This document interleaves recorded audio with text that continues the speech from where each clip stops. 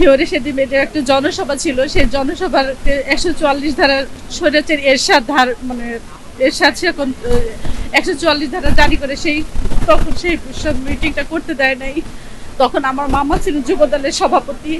তখন মামা আমাকে সেই স্কুল ড্রেস পরা অবস্থায় নিয়ে আসেন হসপিটালের গেটে এবং ওনাকে ফুল দেওয়ার জন্য। আমি সেই দিন সেই সন্ধ্যায় ওনাকে ফুল দিয়েছিলাম। তখন সেই সন্ধ্যার আকাশ, সন্ধ্যার যে পরিবেশ, শীতের দিন ছিল, তখন যে পরিবেশটা ছিল, ওনার সাদা একটা অর্গানডির শাড়ি আর ওনার আবার ওনার কালার, আমার মনে হয়েছে যে তখন আমি জীবনে এই ধরনের এত সুন্দর মহিলাকে কোনোদিন দেখিনি, এত সুন্দর মানুষ হয় সেটা কখনো দেখিনি। সেই থেকে ওনার ভালোবাসা, ভালো লাগা। তারপর ছাত্র রাজনীতি করার অবস্থায় আমি যখন ইডেন কলেজে পড়ি, তখন ওনার সাথে অনেকবার পাশাপাশি বসে একই মঞ্চে বসে একসাথে প্রোগ্রাম করার সুযোগ হয়েছে।